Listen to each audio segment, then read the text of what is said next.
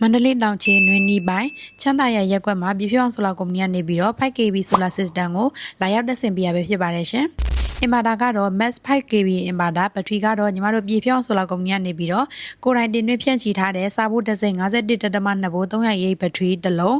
ဆိုလာကတော့ G တစ်စိတ်635ဝက်ဆိုလာကိုရှိချက်ဆင်ပေးထားပဲဖြစ်ပါတယ်ရှင်။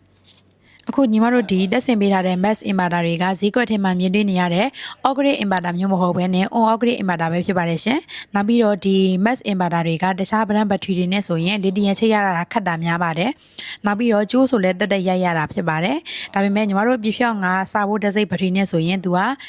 ကျိုးလဲတက်ရိုက်စရာမလိုဘဲနဲ့ဘက်ထရီမှာပါတဲ့ကျိုးနဲ့ပဲအလွယ်တကူ lithium ချိတ်ပြီးတော့အသုံးနိုင်တာပဲဖြစ်ပါတယ်ရှင်။အခုဒီတက်ဆင်ပေးထားတဲ့ပစ္စည်းတွေရဲ့အာမခံနေနဲ့ကတော့ဆိုလာမှာဆိုရင်အာမခံ12နှစ်အင်မာတာမှာဆိုရင်အာမခံ1နှစ်နဲ့ဒီစာဖို့တက်စိတ်ဘက်ထရီမှာဆိုရင်ဖူရီယာ running 9နှစ်စာပေ running 3နှစ်နဲ့ဆိုရင်ဘက်ထရီမှာဆိုရင်အာမခံစုစုပေါင်း10နှစ်ရရှိမှာပဲဖြစ်ပါတယ်ရှင်အခုဒီ data ကလျှက်စီမီရရှိတဲ့ data တော့မဟုတ်ပါဘူးဒါပေမဲ့နောက်လျှက်စီမီရရှိလာလို့ရှိရင်လည်းတခါတည်းသုံးပြလို့ရအောင် DC breaker DC view SPD စိတ်က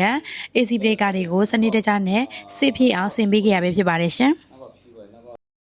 အခုဒီတက်ဆင်ပေးခဲ့ရတဲ့ site ကတော့မန္တလေးမြို့63လမ်း43လမ်းမှာရှိတဲ့9လမွေးမြူရေးကန်ရဲ့ပထမမူရင်9လမွေးမြူရေးကန်ကြီးမှာ9မြအောက်ဆီဂျင်ရရှိဖို့အတွက်ဆင်ပေးရပဲဖြစ်ပါတယ်။မီလုံးဝရမရရှိတဲ့ data လည်းဖြစ်တယ်နောက်ပြီးတော့အခုချိန်ကစီဝယ်ရတာလည်းလူကြီးမင်းတို့သိတဲ့အတိုင်းပဲအတော်လေးခက်ခဲနေတာဖြစ်တဲ့အတွက်မြန်မြန်လေးနဲ့ပြီးအောင်ဆင်ပေးပါဆိုလို့ပြည်ဖြောင်းဆိုလာကုမ္ပဏီကနေပြီးတော့